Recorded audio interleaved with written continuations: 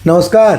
कहानी कलश में आपका हार्दिक अभिनंदन है। और आज मैं रविन्द्रनाथ टैगोर की एक कहानी काबुली वाला लेकर उपस्थित हुआ हूँ। काबुली वाला बहुत ही प्रसिद्ध कहानी है, लेकिन मैं सुना पहली बार रहा हूँ। तो आइए सुनिए काबुली वाला कहानी। रविन्द्रनाथ टैगोर की कहानी काबुली वाला। आइए सुनिए। मेरी 5 वर्ष की छोटी बेटी मिनी से पल भर भी बात किए बिना नहीं रहा जाता था। उसकी माता उसे ज़्यादा बोलने के लिए डांटती फटकारती थी, किंतु मैं ऐसा नहीं करता था। वह मेरे साथ ही अपने भावों का आदान प्रदान अधिक करती थी। मेरा घर सड़क के किनारे ही था।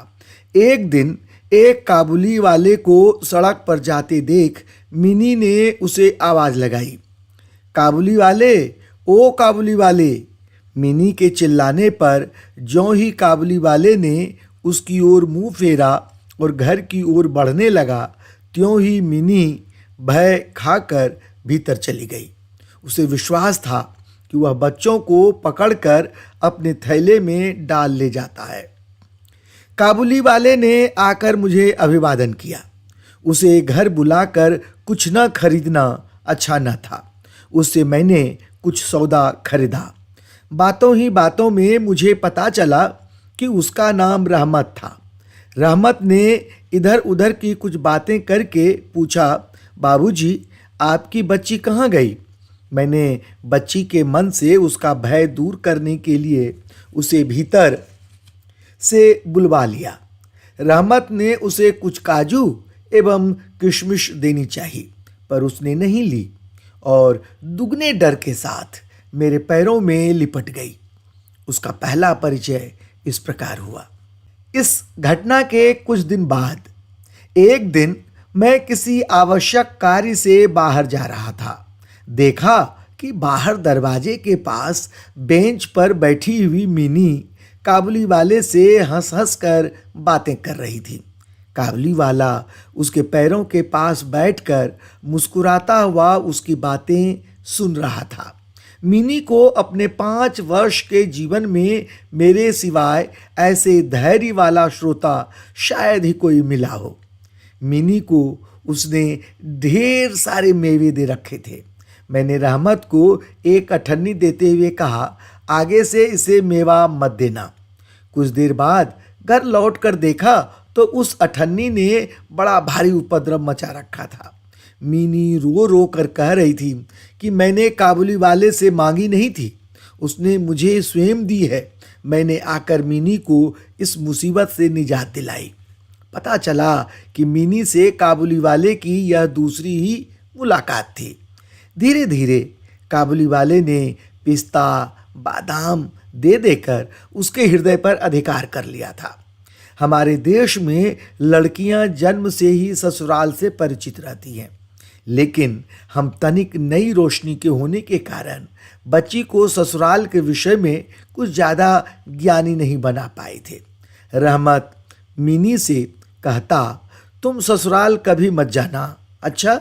मिनी रहमत से उल्टा पूछती, तुम ससुराल जाओगे? रहमत हंसकर कहता, हम ससुर को मारेगा।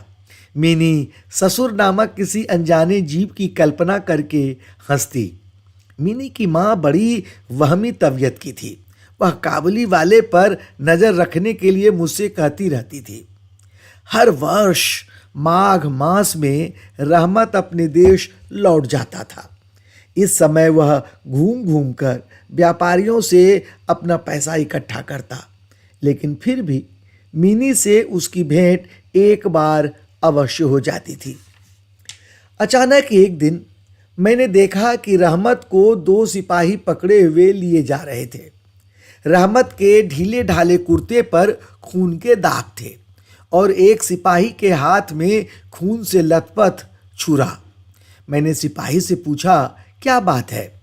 कुछ सिपाही से और कुछ पड़ोसी से पता चला कि रहमत को किसी से अपने पैसे लेने थे। बात बढ़ गई और रहमत ने छुरा निकाल कर घोंप दिया।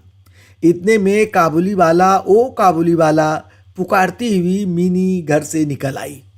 आते ही उसने पूछा, तुम ससुराल जाओगे?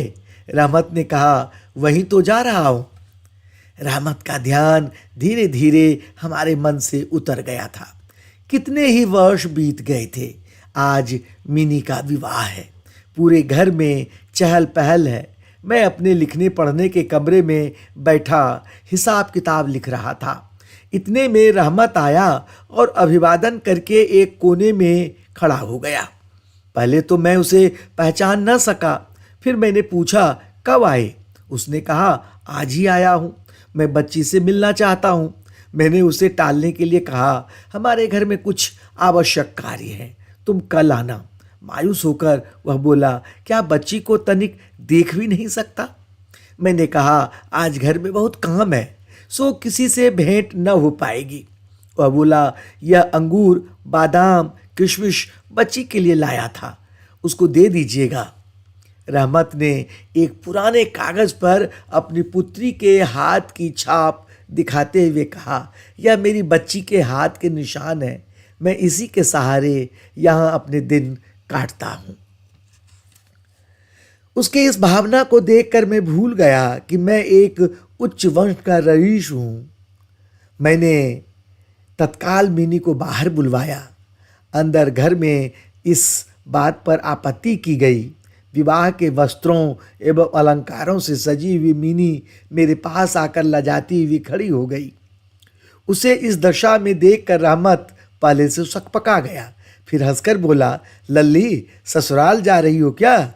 मिनी अब ससुराल का अर्थ अच्छी तरह समझती थी। वह शर्म से लाल हो गई और वापस भीतर चली गई। मिनी के जाने के बाद रहमत गहरी सांस लेकर फर्श पर बैठ गया। इन 8 वर्षों में उसकी बेटी की न जाने क्या दशा हुई होगी। वह भी अब विवाह के योग्य हो गई होगी। मैंने उसे कुछ रुपये निकाल कर देते हुए कहा, तुम अपने देश जाकर अपनी बेटी की सुध लो, अपनी बेटी की सुध लो। कहानी समाप्त। ये कहानी कैसी लगी? जरूर अच्छी लगी होगी। लाइक और सब्सक्राइब कीजिए चैनल को और कमेंट्स बॉक्स में ज़रूर लिखकर बताइए, अपनी प्रतिक्रिया दीजिए। तब तक के लिए मैं आज्ञा चाहता हूँ। बहुत बहुत धन्यवाद।